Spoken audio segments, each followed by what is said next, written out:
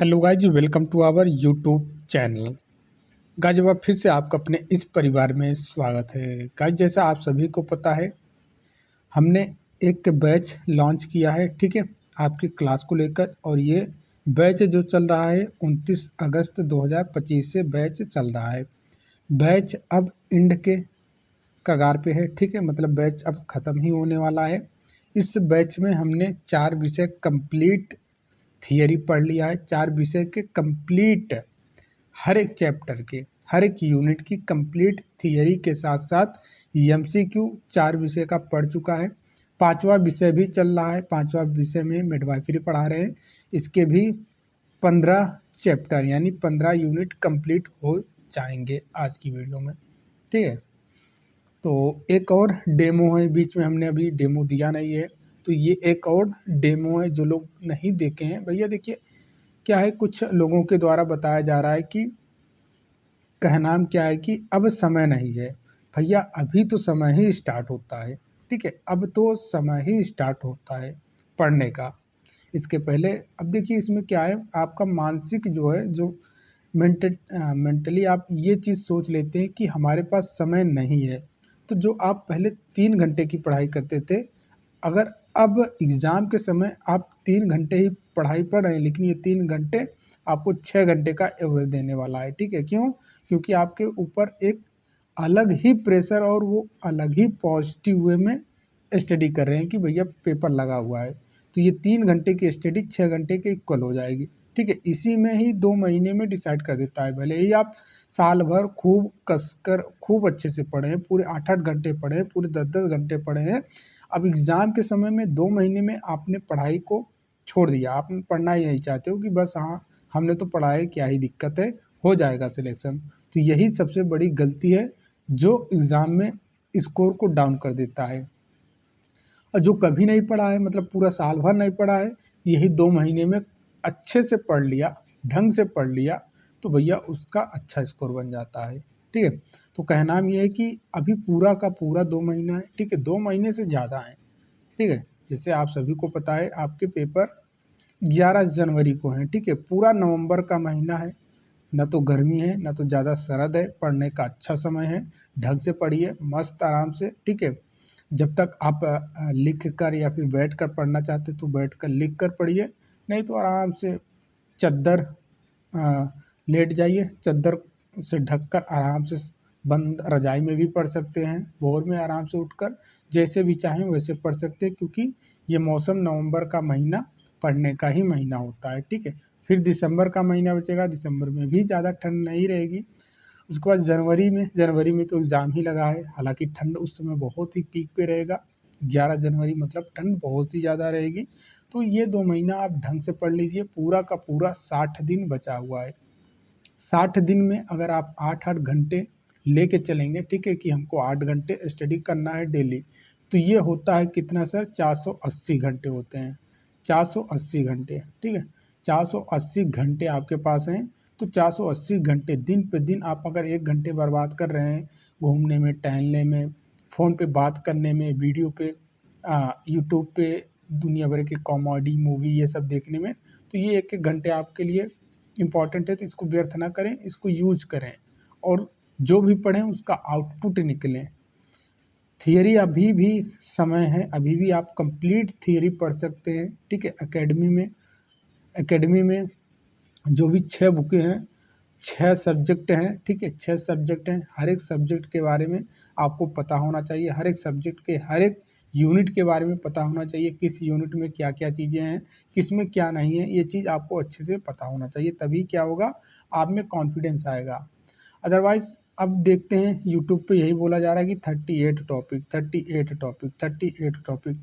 भाई 38 टॉपिक कुछ है ही नहीं। अगर आप 38 टॉपिक पढ़ना चाहेंगे तो 2 दिन में ये पढ़ डालेंगे, सही बता रहे हैं, 2 दिन में ही पढ़ डालें। सपोज दैट कि पहला यूनिट जो पहला टॉपिक इन्होंने सिलेबस में दिया है, स्वास्थ्य की अवधारणा। अब बताइए स्वास्थ्य की अवधारणा पढ़ने में कितना समय लगेगा? मुश्किल से 20 मिनट लगेगा। 20 मिनट स्वास्थ्य की अवधारणा पढ़ने में लगेगा। चाहे आप किसी भी किताब में देखेंगे, स्वास्थ्य की अवधारणा के बारे में ज़्यादा से ज़्यादा 1 पेज दिया होगा, 1 पेज से ज़्यादा नहीं दिया होगा। तो क्या आप 1 पेज पढ़कर संतुष्ट रहेंगे? नहीं सर, 1 पेज को पढ़कर संतुष्ट नहीं होना है। भले ही स्वास्थ्य की अवधारणा दिया है, स्वास्थ्य के आयाम के बारे में पूछ दिया प्रश्न, तो आप क्या बना पाएंगे? नहीं बना पाएंगे। इसलिए कंप्लीट एक बार आपको थियरी पढ़ना ही पड़ेगा और आपके पास समय है, पर्याप्त समय है। 60 दिन कम नहीं होता है, 60 दिन में आप कुछ भी कर सकते हो। जो भी टेक्निकल स्टूडेंट होता है, ठीक, वो पूरी साल भर पढ़ाई नहीं करता है, एग्जाम के 1 महीने ही पढ़कर अच्छा स्कोर लाता है। क्यों? क्योंकि वो स्मार्ट तरीका अपनाता है, प्रॉपर तरीके से एक स्ट्रेटजी बनाता है, सबको डिवाइड करता है। सपोज दैट आपने 6 विषय है, ठीक है, मैंने बोला कि 6 विषय है, ठीक है, एकेडमी में 6 विषय है, तो आप हर एक विषय को डिवाइड करो, ठीक है, 6 भागों में डिवाइड करिए, किसको कितना समय देना है, ठीक है। जैसे कि हमको कम्युनिटी हेल्थ नर्सिंग पढ़ना है डेली। आप देखो कम्युनिटी हेल्थ नर्सिंग में कितने चैप्टर हैं? 12 चैप्टर हैं, ठीक है। आप टारगेट बनाओ कि 12 चैप्टर हैं ये, ठीक है, 12 यूनिट हैं। अगर हम डेली एक ही यूनिट पढ़ेंगे कम्युनिटी हेल्थ नर्सिंग का, तो हमारा ये 12 दिन में कम्युनिटी हेल्थ नर्सिंग कंप्लीट हो जाएगा। और एक यूनिट पढ़ने में कोई समय नहीं लगेगा, ज़्यादा से ज़्यादा 1 घंटे भी पढ़ लेंगे कम्युनिटी हेल्थ नर्सिंग, तो आप 1 यूनिट नहीं 2 यूनिट कंप्लीट कर लेंगे, ठीक है। उसके बाद हेल्थ प्रमोशन, देखिए कितने चैप्टर हैं हेल्थ प्रमोशन में, उसको डिवाइड करिए। एक स्ट्रेटजी, एक टाइम टेबल अपना खुद बनाइए, ठीक है, रफली आइडिया बनाइए कि हमको कितने दिन का कितने चीज़ें ख़त्म करना है इस बचे हुए 60 दिन में, ठीक है, 60 दिन में कंप्लीट करना है, ठीक है। उसके बाद टेस्ट, जैसे मैंने आपको बताया कि टेस्ट भी हमारा अब लॉन्च होने वाला है, 3 दिन समय बचा है, ठीक है, 3 तारीख से टेस्ट स्टार्ट कर लेंगे। अभी एडमिशन हो रहा है, जो लोग भी भैया एडमिशन लेना चाहते हैं एडमिशन ले सकते हैं, ठीक है। 3 दिन, और आप डेमो टेस्ट देख ही चुके हैं, ग्रुप में मैंने भेज ही दिया है डेमो, आपको अच्छे से पता है। तो वो टेस्ट का समय आपका निर्धारित किया गया है शाम को 6 बजे से लेकर 8 बजे तक, ठीक है, शाम को 6 बजे से 8, तो ये 6 से 8 टेस्ट में लिख दीजिए कि 6 से 8 हमको टेस्ट देना है। तो इस तरीके से एक टाइम टेबल रफली बनाइए और उस पर काम करिए, दिन भर सोचिए समझिए। कहीं से घूम टहल के आ रहे हैं तो सोचिए हमने क्या क्या पढ़ा, क्या क्या बचा हुआ है, तो टारगेट बना के चलिए। जब तक टारगेट नहीं बनाएंगे तब तक चीज़ें आपके साथ नहीं होंगी। अच्छा, टारगेट बनाइए, हमको एक दिन में कितने यूनिट कंप्लीट करने हैं, तो इस हिसाब से आप पढ़ेंगे, आसानी से कंप्लीट हो जाएगा और आसानी से आपका ये रिवीजन भी हो जाएगा। बहुत सारी बहन संविदा पे काम कर रही हैं, बोलती हैं सर संविदा पे काम कर रही हैं तो समय नहीं मिल रहा है। समय निकालना पड़ेगा।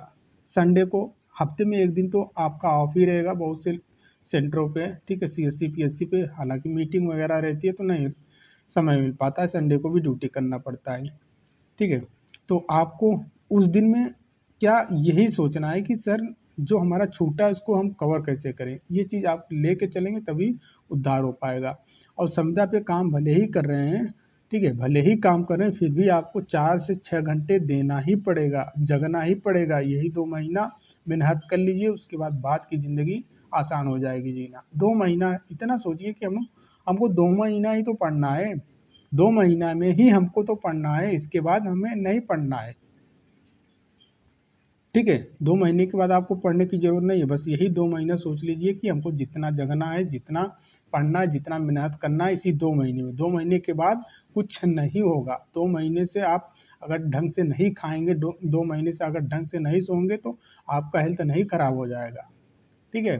अगर 2 महीने आप 2 घंटे एक्स्ट्रा जग लेते हैं तो उसमें आपको दिक्कत नहीं होगी। मेहनत तो करना ही पड़ेगा। अगर सूरज की तरह चमकना है तो पहले सूरज की तरह जलना सीखिए। तो बस यही देखिए, और आप ये सोचा करिए कि ये जॉब कितना इम्पोर्टेंट है। सैलरी के मायने में भी कम नहीं है, ठीक है, सैलरी ठीक ठाक है।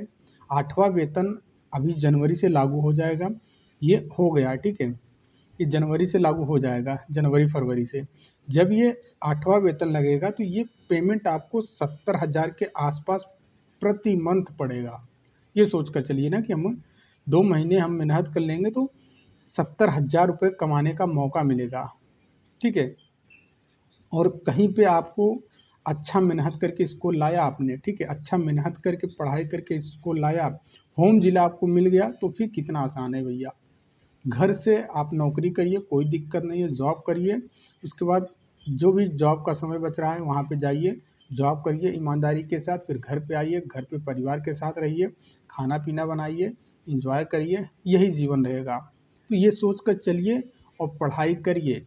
इससे बड़ा मोटिवेशन अब हम आपको क्या ही दे दें।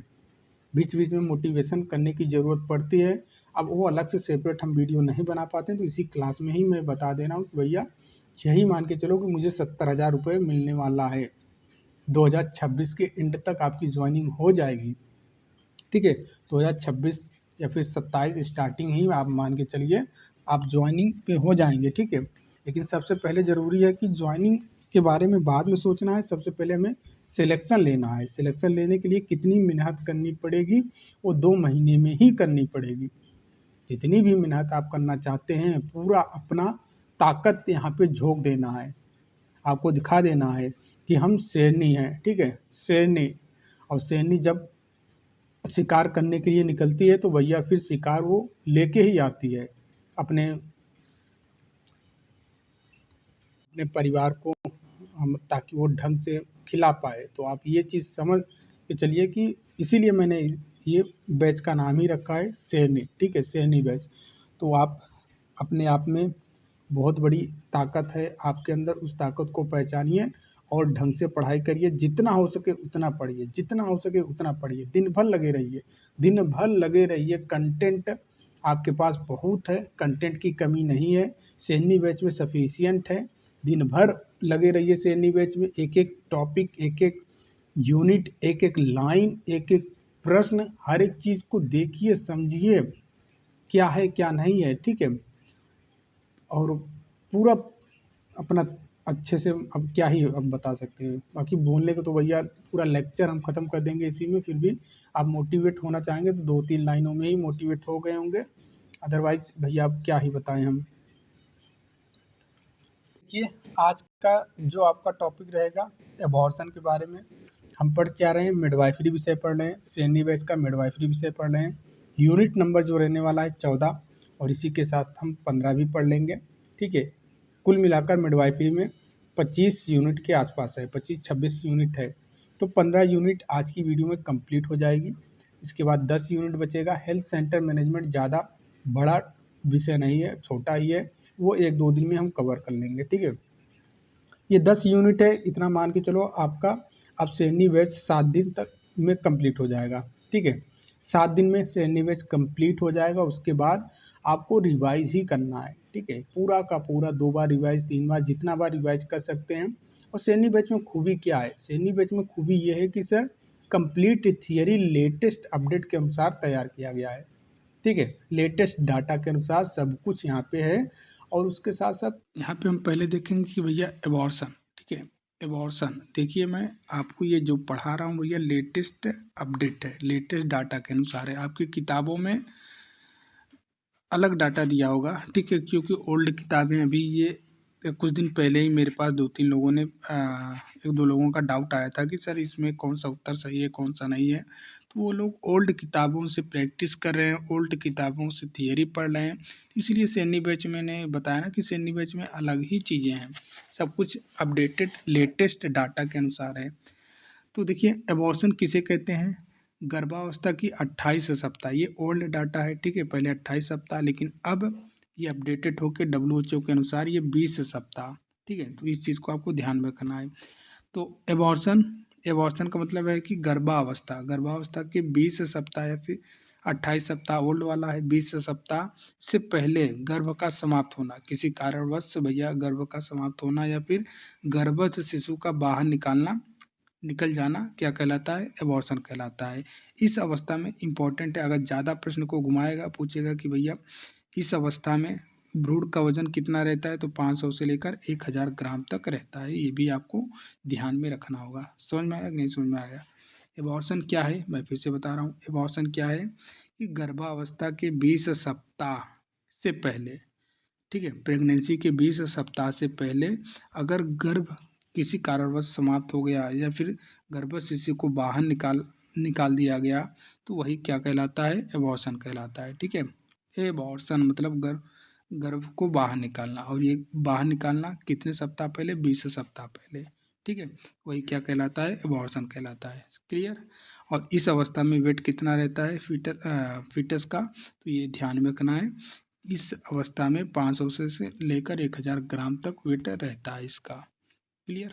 इस चीज को हम पढ़ेंगे कि अबॉर्शन कितने प्रकार के होते हैं, गर्भपात कितने प्रकार के होते हैं। तो ये दो प्रमुख भागों में बांटा गया है। ठीक है, एक स्वतः गर्भपात जो अपने आप होता है, दूसरा प्रेरित। ठीक है, प्रेरित किया जाता है, प्रेरित मतलब जो दवाओं या फिर सर्जिकल के माध्यम से जो किया जाता है वो आपका प्रेरित गर्भपात हो गया। ठीक है, चलिए अब एक एक यहाँ पे थोड़ा नोट पॉइंट में दिखा भी दिया गया, लिख भी दिया है कि नोट एमटीपी एक्ट 2021 के अनुसार भारत में कानूनी रूप से 20 सप्ताह कानूनी रूप से गर्भपात 20 सप्ताह तक कराया जा सकता है। ठीक है, विशेष परिस्थितियों में जैसे कि बलात्कार, जो मैंने ऊपर डिस्कस किया ना, बलात्कार हुआ या फिर भ्रूण विकृति आदि, इस स्थिति में 24 सप्ताह तक बढ़ाई जा सकती है। बट आपको ये चीज़ ध्यान में रखना है कि 20 सप्ताह पर विशेष परिस्थिति, अगर एमसीक्यू आया, प्रश्न आपकी भर्ती परीक्षा में आया कि विशेष परिस्थितियों में, तब आपको 24 सप्ताह तक मानना है, अदरवाइज 20 सप्ताह ही मानना है। ठीक है, एबॉर्शन का। क्लियर हुआ। ठीक है, एक एक चीज़ मैं यहाँ पे ऐड किया हूँ, कुछ भी छोड़ा नहीं हूँ। मुझे देखिए ये गहन अध्ययन करने से ही पता चलता है। मैंने क्या काम किया था, जब आपकी भर्ती नहीं आई थी तभी मैंने इस पे काम किया था कि भाई जितने राज्य में एनएम के पेपर हुए 10 सालों में, उन सब का स्टडी करना। तो सभी का स्टडी करके कंटेंट को तैयार किया हूँ। मुझे आइडिया है कौन सा प्रश्न किस सन में, एक एक प्रश्न मैं बता सकता हूँ ऐसे। ठीक है, कि ये वाला प्रश्न इस सन में इस भर्ती परीक्षा में पूछा गया था। चलिए, एबॉर्शन के काजेस क्या हैं। ठीक है, काजेस ऑफ एबॉर्शन ये हम देखेंगे।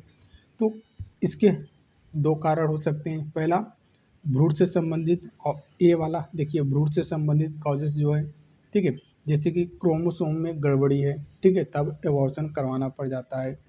और भ्रूण को जो है, भ्रूण है उसको ऑक्सीजन की कमी है, जिसको आप क्या बोलेंगे, हाइपोक्सिया बोलेंगे। ठीक है, हाइपो मतलब कम, जिया मतलब ऑक्सीजन, हाइपोक्सिया ऑक्सीजन की कमी को हाइपोक्सिया बोलेंगे। ठीक है, अगर भ्रूण को ऑक्सीजन की कमी है तब एबॉर्शन करवाना पड़ सकता है। प्लेसेंटा का विकास सही से नहीं हो पाया, असमान रूप से होगा विकास, तब एबॉर्शन करवाना पड़ जाता है। ओवम की क्वालिटी में कमी रह गई, तब क्या, एबॉर्शन करवाने की ज़रूरत पड़ जाती है। ये सभी कॉजेस हैं। ठीक है, एबॉर्शन का आपके भर्ती परीक्षा में कैसे पूछेगा, निम्नलिखित में से बताइए एबॉर्शन के कौन से कारण नहीं है। ठीक है, ऑप्शन ए देगा, ऑप्शन ए क्रोमोसोम की गड़बड़ी के कारण, ऑप्शन बी भ्रूण की ऑक्सीजन की कमी के कारण, ऑप्शन सी प्लेसेंटा का असमान विकास के कारण, ऑप्शन डी डिम्ब की गुणवत्ता में कमी के कारण, ऑप्शन ई इनमें से सभी। तो आप ये सभी कॉजेस पता रहेगा तो वहाँ पे उत्तर बना के आएंगे। चलिए, दूसरा बी वाले में मातृ कारण। ठीक है, मातृ कारण में क्या है, जैसे कि हार्मोनल इनबैलेंस हुआ, हार्मोन जो है असंतुलन हुआ, ठीक है, तब एबॉर्शन करवाने की ज़रूरत पड़ जाती है, कॉजेस बन जाता है एबॉर्शन करवाने का। जो गर्भाशय भित्ति है इसमें कमजोरी आ गया, वीक यूट्राइन वाल, ठीक है, इसके काजेस है भैया एबॉर्शन के। सर्वाइकल इनकम्प्लीट सॉरी इन्फेक्शन के कारण भी एबॉर्शन करवाना पड़ जाता है। बाहरी चोट या फिर गिरने के कारण भी, ट्रामा के कारण भी एबॉर्शन की ज़रूरत पड़ जाती है। अब जैसे पोषण की कमी है तब भी एबॉर्शन की ज़रूरत पड़ जाती है। तो आरएच इनकम्प्लीट, अगर माँ आरएच निगेटिव है और बच्चा जो है आरएच पॉजिटिव है, तब भी ये एक काजेज है एबॉर्शन का। समझ में आया। चलिए, ये हम पढ़ चुके हैं लास्ट वाला जो, इसीलिए मैं एक सीक्वेंस में चल रहा हूँ, ये मैं समझा चुका हूँ आरएच क्या है। सर आरएच के बारे में बता चुका हूँ कि भैया आरएच असमानता क्या है, इसमें क्या क्या होता है, क्या क्या नहीं होता, ये चीज़ें हम लास्ट वाले यूनिट में आपको पढ़ा चुके हैं। ठीक है, सिस्टमेटिक तरीके से चल रहे हैं। और क्या है, देखिए और भी अदर जगह पे आप पढ़ते हैं, कोई सिस्टमेटिक तरीका नहीं है, जब मन में आया जो मन में आया वो पढ़ाते चले जाते हैं, लेकिन हमारा क्या है, सिस्टमेटिक। जैसे आप शुरू में बचपन में आपने सबसे पहले क्या पढ़ना सीखा, का खा गा, का खा गा, ठीक है, ABCD 1 2, ठीक है, ये सभी चीज़ें पढ़ना सीखा। उसके बाद आपने पढ़ना सीखा प्लस, फिर माइनस, मल्टीपल डिवाइड, उसी सिस्टमेटिक तरीके से मैं आपको पढ़ा रहा हूँ, सिखा रहा हूँ, ताकि आगे की चीज़ें आसान होती जाएं और सारा कंसेप्ट जो है वो क्लियर होता जाए। ठीक है, चलिए अब हम पढ़ेंगे टाइप्स ऑफ एबॉर्शन। ठीक है, टाइप्स ऑफ एबॉर्शन। तो एबॉर्शन कई प्रकार के होते हैं, जिन्हें उनके लक्षण और प्रक्रिया के आधार पर निम्न प्रकार से बांटा गया है। पहला, संभावित एबॉर्शन। ठीक है, संभावित गर्भपात, इस अवस्था में गर्भपात शुरू होने के लक्षण दिखाई देते हैं, जैसे कि हल्का वजाइनल ब्लीडिंग हुआ, ठीक है, पेट में पेन हुआ, ठीक है, तो ये हल्का लक्षण दिखाई देता है इसमें, जिसको आप संभावित एबॉर्शन समझ सकते हैं। परंतु इसमें क्या रहता है, सर्विक्स बंद रहती है, इसलिए गर्भ को बचाया जा सकता है। यदि महिला को पूरा विश्राम और उचित दवा दी जाए तो गर्भावस्था समान रूप से आगे बढ़ सकती है। ठीक है, चलिए उसके बाद क्या है सर, अपरिहार्य एबॉर्शन, इंग्लिश में ब्रैकेट में है, इंग्लिश वाले आप लोग देख लेना। अपरिहार्य मतलब समझ ही रहे हैं, इस अवस्था में गर्भपात निश्चित रूप से हो जाता है। ठीक है, इस अवस्था में गर्भपात निश्चित रूप से हो जाता है। योनि से ब्लीडिंग अधिक मात्रा में होता है, इसमें पेट में तेज दर्द होता है। हम संभावित में क्या देखें, हल्का ब्लीडिंग, यहाँ पे लेकिन ज़्यादा ब्लीडिंग हो रहा है, अधिक मात्रा में हो रहा है। और वहाँ पे हल्का पेन देखे थे संभावित में, लेकिन यहाँ पे पेन जो है ज़्यादा हो रहा है, पेट में तेज दर्द हो रहा है। ठीक है, और जो सर्विक्स है वहाँ पे हमने देखा था संभावित में वो बंद रहता है, लेकिन यहाँ पे ये खुल जाती है। ठीक है, इस स्थिति में गर्भ को बचाना असंभव हो जाता है। ठीक है, इस स्थिति में गर्भ को नहीं बचाया जा सकता है। लेकिन संभावित में क्या है, संभावित गर्भपात में क्या है, सर्विक्स बंद रहती है। डिफरेंस देखिए, आपको डायरेक्ट भर्ती परीक्षा में पूछेगा किस प्रकार के एबॉर्शन में सर्विक्स बंद रहती है, तो संभावित एबॉर्शन में। ठीक है, तो यहाँ पे बंद रहती है सर्विक्स और इसमें गर्भ को बचाया जा सकता है। ठीक है, लेकिन यहाँ पे जो अपरिहार्य है, ठीक है, इसमें सर्विक्स बंद रहती है, इसी के कारण गर्भ को बचाना असंभव रहता है। ये खुली रहती है, सर्विक्स खुली रहती है। ठीक है, इसमें सर्विक्स खुली रहती है, इसी कारण इसको बचाना असंभव हो जाता है गर्भ को। ठीक है, समझ में आया। अब देखिए इनकम्प्लीट एबॉर्शन, तीसरा प्रकार है कि भैया अपूर्ण गर्भपात। इस अवस्था में गर्भ का कुछ हिस्सा, जैसे कि भ्रूण हुआ या फिर प्लेसेंटा हुआ, ये बाहर निकल जाता है, लेकिन कुछ भाग गर्भाशय के अंदर रह जाता है, इसलिए इसको इनकम्प्लीट एबॉर्शन कहते हैं। और ये ज़्यादातर केसेस होते हैं, जैसे कि दवा ववा लेने के बाद ये केसेस ज़्यादा दिखते हैं। ठीक है, इस कारण इसमें रक्तस्राव जो है ये रुकता नहीं है और महिला को इन्फेक्शन या फिर एनीमिया का खतरा बढ़ जाता है। ठीक है, पूछेगा डायरेक्ट 1 लाइन में प्रश्न पूछ सकता है आपके भर्ती परीक्षा में, बताइए किस प्रकार के एबॉर्शन में महिला को सबसे ज़्यादा इन्फेक्शन और एनीमिया होने का खतरा रहता है, तो इनकम्प्लीट एबॉर्शन में। ठीक है, इस स्थिति में गर्भाशय की सफाई की आवश्यकता होती है। चलिए इतना समझ में आ गया सर। अब हम देखेंगे एक नया प्रकार है जो कंप्लीट एबॉर्शन। ठीक है, पूर्ण गर्भपात, ये इसमें क्या रहता है सर, इसमें पूरा भ्रूण और प्लेसेंटा झिल्ली एक साथ गर्भाशय से बाहर निकल जाते हैं, रक्तस्राव बंद हो जाता है और पेट का दर्द समाप्त हो जाता है। इस स्थिति में गर्भाशय पूरी तरह खाली हो जाता है, तो ये क्या हो गया, कंप्लीट एबॉर्शन हो गया। ठीक है, देखिए लीन या फिर मिस्ड एबॉर्शन, इसमें भ्रूण गर्भाशय के अंदर ही मर जाता है, लेकिन बाहर नहीं निकलता है।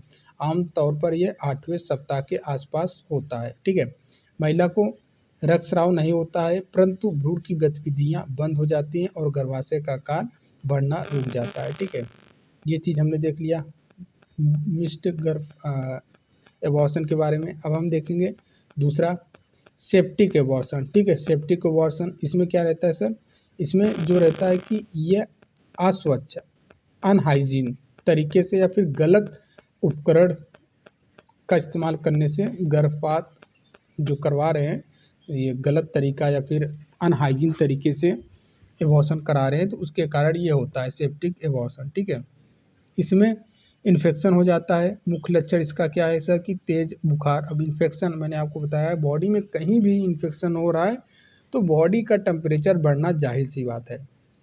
101% है कि इन्फेक्शन होने पर टेम्परेचर बॉडी में आ ही जाएगा।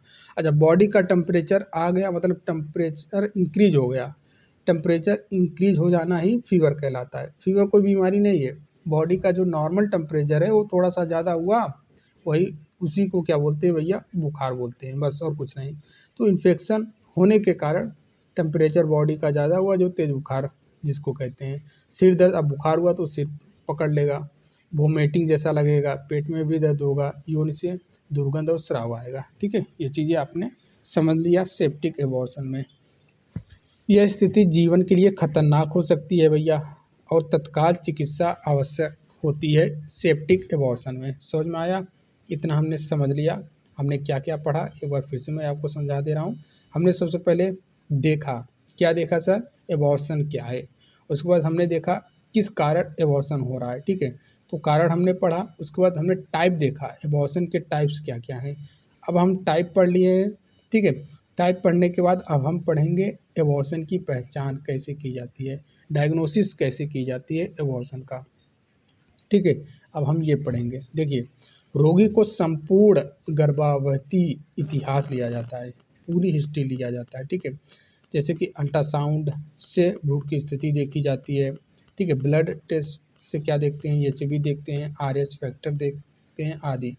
ठीक है, और यूरिन टेस्ट से क्या देखते हैं, एचसीजी लेवल की जांच। मैंने आपको बोला ना कि भैया जैसे ही प्रेगनेंसी बन रहा है, यूरिन में और ब्लड में दोनों में एचसीजी की मात्रा बढ़ जाती है। ठीक है, और यही पता लगाता है कि गर्भ है या फिर नहीं है, महिला प्रेग्नेंट हुई है या नहीं।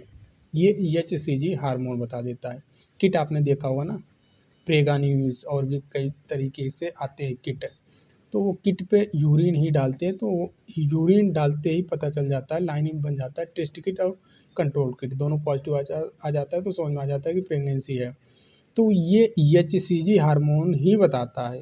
ठीक है, यूरिन नहीं बताता है, यूरिन में उपस्थित जो उपलब्ध है ये एचसीजी हार्मोन वही बताता है।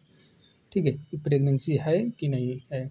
अब हम देखेंगे वजाइनल एग्जामिनेशन भी, ग्रीवा का खुलापन या फिर रक्तस्राव की मात्रा देखकर डायग्नोस किया जाता है एबॉर्शन का पहचान किया जाता है। चलिए, लक्षण क्या है? पेट में दर्द हुआ, यौन से रक्तस्राव हुआ, भ्रूण का कोई भाग बाहर आना, गर्भाशय ग्रीवा का चौड़ा होना, ये सभी लक्षण हैं। अब हम पढ़ेंगे सर ट्रीटमेंट ऑफ एबॉर्शन, गर्भपात का उपचार कैसे किया जाता है। पढ़ेंगे ट्रीटमेंट या फिर आप बोल सकते हो थ्रीटेंडेड, जिसको इसका दूसरा नाम है क्या भैया कि धमकी भरा एबॉर्शन, इसको भी बोल सकते हैं एक प्रकार से। ठीक है, इसमें क्या रहता है कि गर्भावस्था के पहले 20 सप्ताह तक ये धमकी देता है। ठीक है, धमकी मतलब कि पहचान देता है कि हमारा पहचान ये है कि हल्का ब्लीडिंग हुआ और ऐंठन हुआ, तो हम धमकी दे रहे हैं ब्लीडिंग देकर और पिन दर्द देकर कि हम एबॉर्शन हो जाएगा, हमारा गर्भपात हो जाएगा। ठीक है, गर्भावस्था नहीं बनेगी। ठीक है, बाहर हो जाएगा। ठीक है, या आप इसको थ्री ट्रीटमेंट भी बोल सकते हैं, धमकी भरा गर्भपात भी बोल सकते हैं, ट्रीटमेंट भी बोल सकते हैं। ठीक है, कुछ भी इसको बोल सकते हैं। चलिए, इसमें क्या रहता है सर, इसमें कंप्लीट बेड रेस्ट की ज़रूरत होती है। इसका उपचार कैसे किया जाता है, पढ़े ना, उपचार कैसे किया जाता है। तो इसमें क्या ज़रूरत रहता है, बेड रेस्ट की ज़रूरत रहती है। पेन किलर जैसी दवाइयों का इस्तेमाल करते हैं अगर दर्द ज़्यादा हो रहा है। यदि हार्मोन की कमी हो तो प्रोजेस्टेरोन हार्मोन थेरेपी दिया जाता है। मेंटल इमोशनल सपोर्ट दिया जाता है। ठीक है, तो हम अब देखेंगे इनकम्प्लीट एबॉर्शन में क्या, ग्रीवा को फैलाकर गर्भाशय की सामग्री को निकाला जाता है। ठीक है, उपचार हम देख रहे हैं। ठीक है, इनकम्प्लीट एबॉर्शन में क्या उपचार रहेगा, तो ग्रीवा को फैलाकर गर्भाशय की सामग्री को निकालना होता है। ठीक है, सिरिंज से भी गर्भाशय की सफाई करते हैं। एंटीबायोटिक थेरेपी देकर संक्रमण से बचाव करते हैं। तो ये इनकम्प्लीट में जो ट्रीटमेंट हो रहा है। मिस एबॉर्शन में क्या ट्रीटमेंट कर रहे हैं हम, मिस एबॉर्शन में मेडिकल जो है वो आपका टर्मिनेशन बाय ड्रग, ठीक है, दवा के माध्यम से कर रहे हैं। जैसे कि ये आपने दवा मार्केट में देखा भी होगा 600 mg में, और यहाँ पे मीजो प्रोस्टाल या फिर ये सभी दवाइयाँ जो आती हैं मार्केट में, इसके माध्यम से दिया जाता है। इसमें क्या रहता है, गर्भाशय में कॉन्ट्रैक्शन होता है और कॉन्ट्रैक्शन करके ब्रूड बाहर आ जाता है। ठीक है, मिस एबॉर्शन में ये चीज़ें दी जाती है। चलिए, जैसे कि सेप्टिक एबॉर्शन में, सेप्टिक एबॉर्शन में क्या ट्रीटमेंट है कि इसमें एंटीबायोटिक्स जो ब्रॉड स्पेक्ट्रम टाइप की है, हालांकि वो फार्मासिस्ट वालों को ज़्यादा पता होगा, आपको इतना नहीं पता होगा। ब्रॉड टाइप स्पेक्ट्रम क्या रहता है कि कई प्रकार के बैक्टीरिया इन्फेक्शन या फिर जो भी चीज़ें हैं कई प्रकार में दिया जाता है। ब्रॉड का मतलब कई प्रकार की बीमारियों में इस्तेमाल किया जाता है। ठीक है, जिसको ब्रॉड स्पेक्ट्रम एंटीबायोटिक बोलते हैं। इसमें जैसे कि सेफ्ट्रियाक्सोन हुआ, मेट्रोटिनाजोल हुआ, ये सभी एंटीबायोटिक दिया जाता है। आईवी फ्लूइड्स भी दिए जाते हैं, ऑक्सीजन थेरेपी भी दिया जाता है। ठीक है, सेप्टिक एबॉर्शन में यदि ज़रूरत हो तो DNE भी किया जाता है। ठीक है, DNE द्वारा सफाई किया जाता है। चलिए, अब हम पढ़ेंगे गर्भपात की जटिलताएं क्या हैं, क्या कॉम्प्लिकेट देखने को मिलता है। ठीक है, एबॉर्शन में तो जो तुरंत दिखता है, तत्काल इमीडिएट जो दिखता है जटिलता, उसके बारे में तत्काल कौन कौन से जटिलताएं हैं, जैसे कि ज़्यादा ब्लीडिंग होना, हेमोरेज, ठीक है, जिसको आप बोलते हैं, सेप्सिस देखने को मिलता है। अब ये चीज़ मैं लास्ट वाले में पढ़ा चुका हूँ, ये प्रसूति सदमा हो जाएगा। ठीक है, ऑब्स्टिक शॉक्स मतलब प्रसूति सदमा। ठीक है, यूट्राइन इंजरी, गर्भाशय में चोट। ठीक है, रीनल फेलियर यानी किडनी खराब हो जाना, ये चीज़ तत्काल हमें देखने को मिलता है जटिलता। और देर से जो जटिलताएं होती हैं, जैसे कि पेल्विक में पेन देखने को मिलता है। ठीक है, और इनफर्टिलिटी भी देखने को मिलती है, बांझपन भी देखने को मिलता है, जो देर से ये कम जटिलताएं उत्पन्न हो रही हैं। सर्वाइकल इनकम्प्लीटेंस देखने को मिलता है। ठीक है, इमोशनल डिप्रेशन में भी चली जाती हैं बहुत सारी महिला। ठीक है, ये सभी हमको देर में जटिलता देखने को मिलती है एबॉर्शन में। आपकी भर्ती परीक्षा में डायरेक्ट पूछेगा, इनमें से बताइए कौन सा प्रेगनेंसी का देर में होने वाली जटिलता है। तो पेल्विक में ज़्यादा पेन बाद में देखने को मिलता है, इनफर्टिलिटी देखने को मिलता है, सर्वाइकल में कमज़ोरी देखने को मिलती है, इमोशनल डिप्रेशन देखने को मिलता है, और ये ज़रूरी होता है एक्टोपिक प्रेगनेंसी देखने को मिलता है। अब ये लास्ट वाली वीडियो में लास्ट वाला जो टॉपिक था आपका, वहाँ पे मैंने बताया एक्टोपिक प्रेगनेंसी क्या है। एक्टोपिक प्रेगनेंसी के बारे में बहुत अच्छे से फिगर के माध्यम से आपको समझाया है कि भैया एक्टोपिक प्रेगनेंसी में जो है ओवम फर्टिलाइज होने के बाद, ठीक है, फर्टिलाइज होने के बाद उसको एंडोमेट्रियम में जाके इम्प्लांट होना चाहिए। तो एंडोमेट्रियम पे ना जाके वो कहीं इधर उधर भटक जाता है, रास्ता भूल जाता है। ठीक है, फिलिपियन ट्यूब में चला गया, एब्डोमिनल में चला गया, ठीक है, सर्वाइकल में चला गया, तो वही आपका एक्टोपिक प्रेगनेंसी। ये चीज़ मैं आपको लास्ट वाली इसलिए मैं बोला ना कि सिस्टमेटिक तरीके से मैं पढ़ा रहा हूँ ताकि आगे चीज़ें आपको आसान लगे।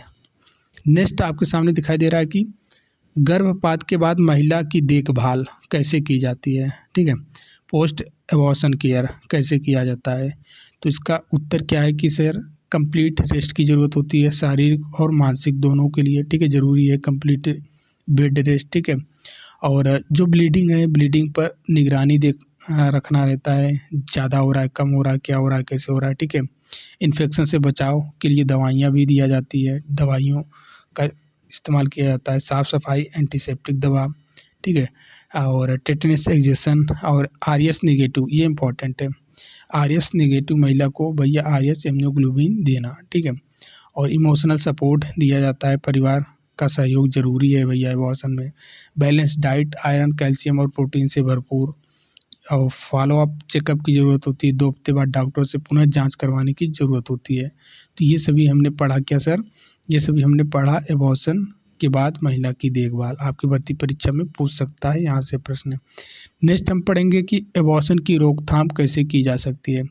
प्रिवेंशन ऑफ एबॉर्शन, एबॉर्शन कैसे की जा सकती है। ठीक है, गर्भपात की रोकथाम कैसे की जाती है। तो भैया ज़रूरी है एबॉर्शन ना हो। ठीक है, जो लोग नहीं करवाना चाहते एबॉर्शन फिर भी हो जा रहा है अपने आप, तो उसमें कैसे उसकी देखभाल रोकथाम कैसे किया जाएगा। ठीक है, तो संतुलित भोजन और आयरन सप्लीमेंट देना, ताकि भैया भरपूर मात्रा में आयरन मिल सके। बच्चे के लिए भी फ़ायदा है, माँ के लिए भी फ़ायदा है। इन्फेक्शन, किसी प्रकार का इन्फेक्शन ना हो पाए, ये ध्यान में रखना।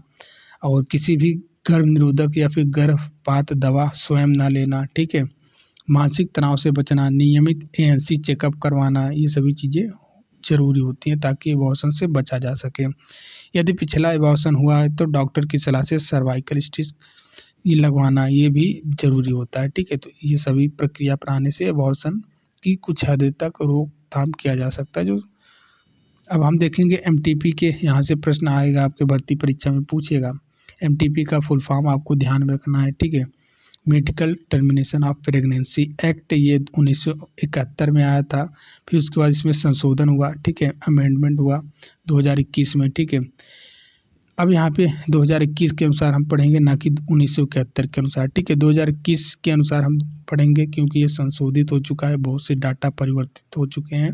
आपकी किताबों में शायद ओल्ड वाली किताब आप पढ़ रहे होंगे तो 1971 वाली चीज़ें लिखी होंगी, लेकिन यहाँ पे जो हम पढ़ा रहे हैं 2021 के अनुसार पढ़ा रहे हैं।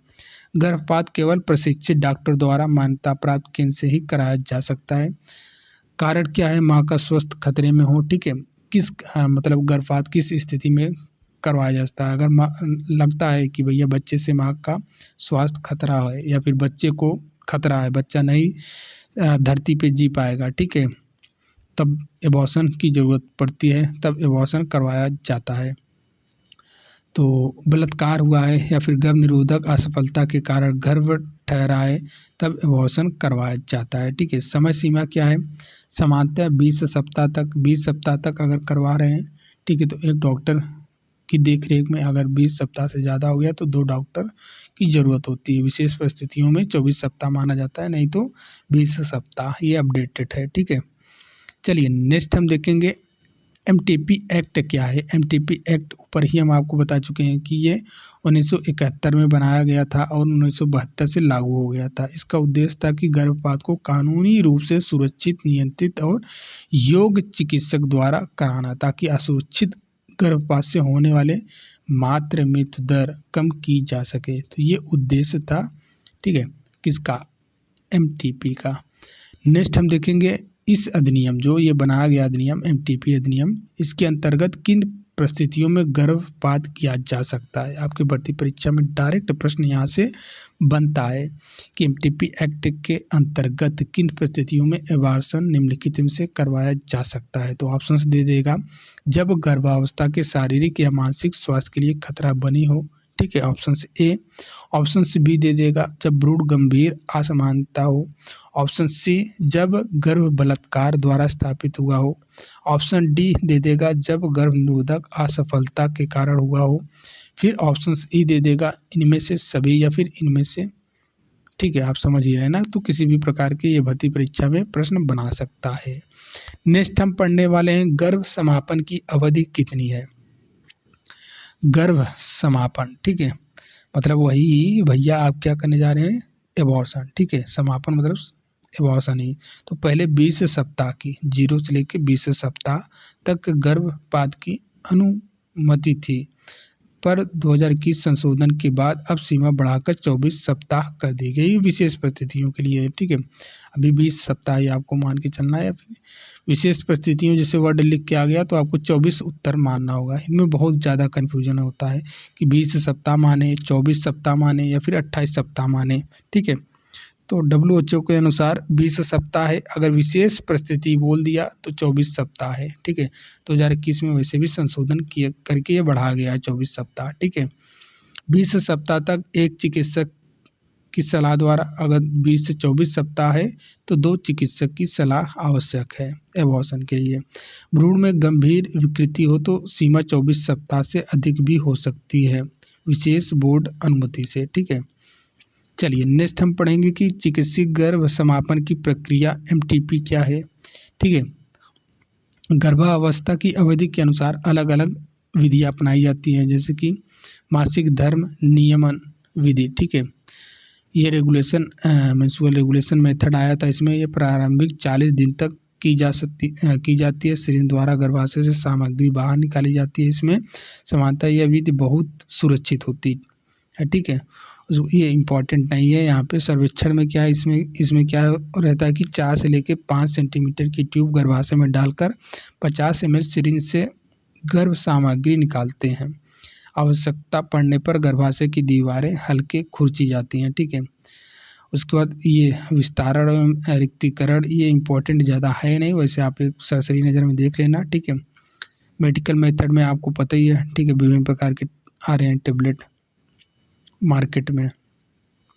अब हम पढ़ेंगे सुरक्षित गर्भपात की आवश्यकता क्या है। सुरक्षित गर्भपात की आवश्यकता क्या है सर? भारत में सुरक्षित गर्भपात के कारण अनेक महिलाएं संक्रमण, रक्तस्राव, असुरक्षित गर्भपात के कारण जो बहुत सारी महिलाएं इन्फेक्शन, रक्तस्राव या फिर मृत्यु का शिकार हो जाती हैं। इसलिए हमको ये सुरक्षित गर्भपात की जरूरत पड़ती है, इसलिए सुरक्षित गर्भपात की आवश्यकता पड़ती है। जैसे इससे क्या होता है, इससे इन्फेक्शन से बचाव हो जाता है, ठीक है, ज़्यादा ब्लीडिंग होने से बच जाता है, ठीक है, गर्भाशय की चोट को रोकने के लिए, ठीक है, महिला के जीवन की रक्षा के लिए, ठीक है, ये सभी सुरक्षित गर्भपात के उद्देश्य हैं। चलिए, गर्भपात के बाद महिला की देखभाल कैसे की जाती है। एबॉर्शन के बाद, और ये हम आपको ऊपर बता ही चुके हैं, ठीक है। तो ये आपका कंप्लीट हो गया, ठीक है, एबॉर्शन। अब यहाँ से एमसीक्यू, ठीक है, यहाँ से एमसीक्यू हैं 5 ऑप्शंस वाले, ठीक है, 5 ऑप्शंस वाले एमसीक्यू अब आपको बनाना है। देखिए पहला प्रश्न कहाँ पे है भैया, यहाँ पे पहला प्रश्न है। पहला प्रश्न पूछा जा रहा है कि एबॉर्शन की परिभाषा क्या है। तो हम आपको बताएं ना, 20 सप्ताह से पहले गर्भ की समाप्ति, ऑप्शन नंबर बी। अब यहाँ पे 28 भी दिया है, 32 भी दिया है, 36, लेकिन हम मानेंगे उत्तर ऑप्शन नंबर बी, 20 करेक्ट हो जाएगा, ठीक है। WHO के अनुसार यदि गर्भ 20 सप्ताह पहले या फिर भ्रूण का वजन 500 ग्राम से कम होने पर समाप्त हो जाए तो उसे क्या बोलते हैं? गर्भपात कहते हैं। गर्भपात में भ्रूण समान वजन लगभग कितना होता है? 500 ग्राम, ठीक है। अभी हम पढ़ के ही आए हैं। 20 यहाँ पे व्याख्या भी दिया गया है, ठीक है। फिर पूछा जा रहा है निम्नलिखित में से कौन सा गर्भपात का भ्रूणीय कारक है, फीटल कॉजेस है। तो भैया ये हम आपको बता ही चुके हैं, क्रोमोसोमल अनियमितता, ठीक है, क्रोमोसोमल, तो ये आपको ध्यान में रखना है। ये पूछा जा रहा है। नेक्स्ट प्रश्न देखिए, हर एक प्रश्न में 5 ऑप्शन है और प्रश्न भी अच्छे खासे हैं। अब ये PDF हम भेज ही देंगे आप लोगों को, तो ये MCQ आप पढ़ लेना, ठीक है। अच्छे लेवल के प्रश्न है, कोई दिक्कत नहीं है। जो आप थियरी पढ़े वहीं से ये पूरा 20 MCQ बनाया गया है। ये देखिए पूछा जा रहा है MTP एक्ट 2021 के अनुसार भारत में कानूनी गर्भपात की अधिकतम सीमा क्या है? कानूनी, इस चीज़ को आपको ध्यान में रखना, डायरेक्ट प्रश्न ये बन सकता है, पूछेगा डायरेक्ट। MTP एक्ट 2021 के अनुसार भारत में कानूनी गर्भपात की अधिकतम सीमा क्या है? तो ऊपर हम पढ़ के आए ना, अधिकतम सीमा कितना है सर? 24 सप्ताह, ठीक है, ऑप्शन नंबर डी। थियरी आप अच्छे से पढ़ेंगे, कैसे भी प्रश्न आए आप हर एक प्रकार के प्रश्न का उत्तर दे पाएंगे। गर्भपात के बाद RH निगेटिव महिला को क्या दिया जाता है? तो anti-D इंजेक्शन दिया जाता है, ठीक है, ताकि दूसरी प्रेगनेंसी में वो प्लेसेंटा को पार करके भ्रूण को खतरा ना दे पाए, ठीक है, ऑप्शन नंबर डी इसका करेक्ट हो जाएगा। ये मैं RH बहुत अच्छे से लास्ट वाले टॉपिक में बता चुका हूँ। गर्भपात के बाद सबसे ज़रूरी देखभाल कौन सा है? कि पूर्ण विश्राम की ज़रूरत पड़ती है। सारे के सारे MCQ आप पढ़ लेना, कोई दिक्कत नहीं है, सारे बन जाएंगे, क्योंकि थियरी आप पढ़ के आए हैं। जो थियरी हम पढ़ाए हैं उसी से ये MCQ बन जाएगा, ऐसे ही आपकी भर्ती परीक्षा में भी बन जाएगा। अब यूनिट 15 देखेंगे। यूनिट 15 ज़्यादा बड़ा नहीं है, ये भी आपके होमवर्क के लिए हम दे रहे हैं, ये भी आप पढ़ लेना, ठीक है। जैसे कि यहाँ पे देखिए पूछेगा डायरेक्ट, जन्मजात विसंगतियों के मुख्य कारण क्या हैं? निम्नलिखित में बताइए जन्मजात विसंगतियों के मुख्य कारण क्या हैं? तो आपको ये पता रहेगा। पहला तो जेनेटिक कारण हो गया, माता पिता के आनुवंशिकी दोष के कारण भी विसंगति आ जाती है। उसके बाद दूसरा क्या हो गया कारण? इन्फेक्शन के कारण भी, ठीक है, टॉर्च इन्फेक्शन जिसको बोलते हैं, ठीक है, टॉर्च का, दवाएं के कारण भी हो सकता है, एल्कोहल या फिर स्मोकिंग के कारण हो सकता है। तो ये सभी कारण हैं, ठीक है। अब नॉर्मल प्रेजेंटेशन में से क्या तात्पर्य है, ये भी पूछ लेगा। तो अब नॉर्मल प्रेजेंटेशन में क्या रहता है सर?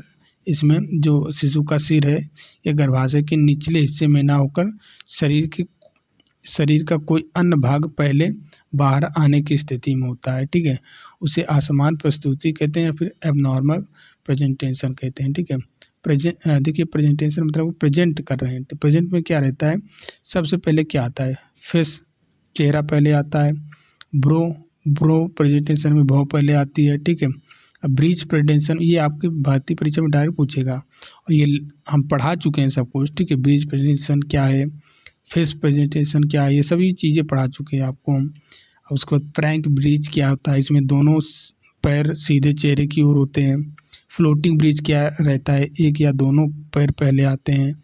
शोल्डर में क्या रहता है, कंधा, ठीक है। तो ये सारी चीज़ें हम आपको फिगर के माध्यम से भी समझाए हैं। कंपाउंड प्रेजेंटेशन क्या है, एक से अधिक भाग साथ आते हैं, जैसे कि सिर प्लस हाथ दोनों आते हैं। ये देखिए ब्रिज इम्पॉर्टेंट है। ब्रिज प्रेजेंटेशन क्या है सर, और इसका प्रबंधन कैसे किया जाता है, तो इसमें FHR फीटल हार्ट रेट की निगरानी करने की ज़रूरत होती है। प्रसव धीमा है या फिर जटिल है तो सिजेरियन की तैयारी करते हैं, ठीक है। और शिशु का सिर फंसने की स्थिति में भी यहाँ पे फोर्सेप्स की सहायता ली जाती है, ठीक है। माँ को मानसिक व शारीरिक सहयोग दिया जाता है। अब हम पढ़ेंगे एब्नॉर्मल यूट्राइन एक्शन, गर्भाशय की असमान क्रियाएं कितने प्रकार की होती हैं, तो ये 3 प्रकार की होती हैं, ठीक है। तीनों आपको ध्यान में रखना है। हाइपोटोनिक हो गया, हाइपो मतलब गर्भाशय को धीरे धीरे सिकुड़ना, हाइपरटोनिक में गर्भाशय तेजी से सिकुड़ना, ठीक है, और गर्भाशय का तालमेल बिगड़ना। तो ये 3 प्रकार की असमानताएं देखने को मिलती है, असमान क्रियाएं देखने को मिलती हैं गर्भाशय की, ठीक है। तीनों इम्पोर्टेंट है, एक एक करके यहाँ पे बता भी दिया गया कि हाइपोटोनिक एक्शन में क्या होता है, ठीक है। जब गर्भाशय धीरे धीरे सिकुड़ता है तो इसमें मांसपेशियां पर्याप्त ताकत से नहीं सिकुड़ती हैं, प्रसव धीमा हो जाता है, ठीक है। कारण क्या है कि भैया जो कॉन्ट्रैक्शन हो रहा है ये पेल्विस ये भ्रूण की गलत स्थिति या फिर अत्यधिक थकान के कारण हो रहा है, ठीक है। मैनेजमेंट इसका कैसे करेंगे, ऑक्सीटोसिन इन्फ्यूजन देकर सिकुड़न को बढ़ाएंगे। भैया कम हो रहा है तो ऑक्सीटोसिन देंगे तो ये इसका काम ही है कॉन्ट्रैक्शन को बढ़ा देना, ठीक है। और जो यूरिन ब्लैडर है इसको खाली करेंगे, ठीक है, मूत्राशय को खाली करेंगे। जरूरत पड़ने पे वही फिर सर्जरी होगा। गर्भाशय का तेजी से सिकुड़ना, इसका मैनेजमेंट क्या करेंगे, ये क्या है, जब मांसपेशियां बहुत जोर से और बिना आराम के सिकुड़ती हैं तो इसमें क्या रहेगा कि दर्द बहुत तेज होता है। इसके लक्षण क्या है, बहुत ज़्यादा दर्द होगा, भ्रूण की स्थिति भी महसूस नहीं होगी, झिल्ली जल्दी फट जाती है। इसका मैनेजमेंट क्या करेंगे, अगर ऑक्सीटोसिन दे रहे हैं तो ऑक्सीटोसिन इन्फ्यूजन को रोक देंगे, भैया बिल्कुल नहीं देंगे क्योंकि ये कॉन्ट्रैक्शन को बढ़ाता है ऑलरेडी। IV फ्लूइड देंगे, ठीक है। दर्द कम करने के लिए दवा देंगे। भ्रूण के संकट इस देखेंगे तो भैया वही सिजेरियन करेंगे, फिर सर्जरी करेंगे।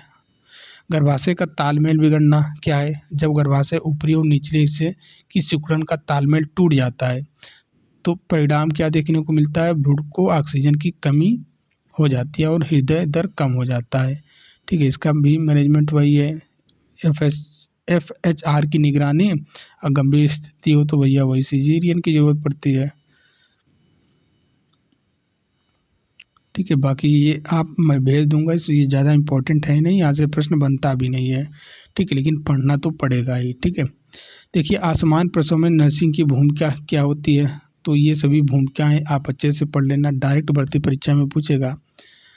असमान प्रसव में निम्नलिखित में से नर्सिंग की क्या भूमिका होती है, तो भैया जो प्रसूता है उसको मानसिक और शारीरिक आराम देना, उसकी स्थिति को समझाना और सहयोग देना, BP पल्स टेम्परेचर, यूरिन की निगरानी करना, फीटल हार्ट रेट की निगरानी करना, ठीक है, ध्यान देना, IV फ्लूइड दवा समय देना, ये सभी नर्सिंग की भूमिका होती है। यहाँ से अभी 20 MCQ हैं इसी चैप्टर से, ठीक है। तो ये सारे के सारे MCQ आप लगा लेना, थियरी पढ़ने के बाद ही लगाना, सब MCQ हो जाएगा, कोई दिक्कत नहीं है।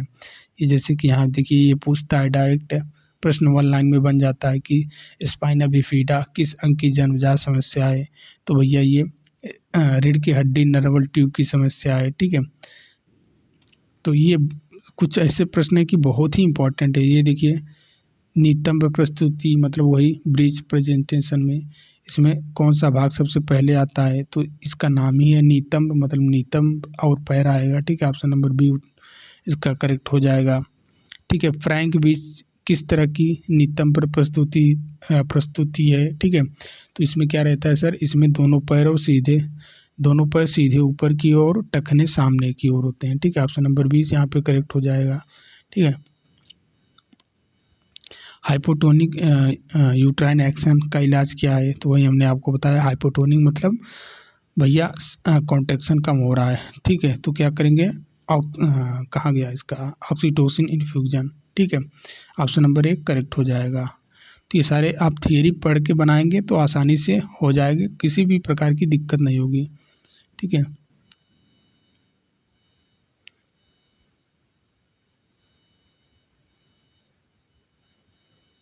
अच्छा प्रश्न है, उम्मीद करते हैं आपको चीज़ें समझ में आ गई होंगी। तो भैया अब भी समय है, कहने का मतलब है कि अब भी समय है, अब भी थियरी, पूरी थियरी पढ़ी जा सकती है। जिस तरीके से मैंने पढ़ा, ये देखिए 2 यूनिट कंप्लीट करने में कितना समय लगा, 1 घंटे भी नहीं लगे। अगर आप एमसीक्यू भी पढ़ेंगे तो 1 घंटे में आसानी से एक कंप्लीट थियरी 1 घंटे में पढ़ ले रहे हैं, ठीक है, 2 यूनिट का। तो भैया पूरा पढ़ सकते हैं, अब भी समय है, अब भी आप अच्छे से पढ़ लेंगे, कंप्लीट थियरी पढ़ लेंगे, एमसीक्यू भी कंप्लीट तरीके से पढ़ लेंगे। तो अब भी समय है, जो लोग लेना चाहते हैं भैया सैनी बैच, अब भी समय है, ले सकते हो 7985, ठीक है, 7985160239 पे मैसेज करके, व्हाट्सअप मैसेज करके आप अब भी ले सकते हो। 7985160239 पे मैसेज कर देना, आपको सैनी बैच के बारे में जानकारी दे दिया जाएगा, ठीक है। इसी तरीके से जो मैं थियरी भी आपको दिखाया, जो पढ़ाया, इसी तरीके से कंप्लीट थियरी आपको पढ़ाई गई है एमसीक्यू के साथ, ठीक है। तो उम्मीद करते हैं चीज़ें आप समझ गए होंगे। तो मिलते हैं नेक्स्ट वीडियो में, तब तक के लिए जय हिंद, जय भारत।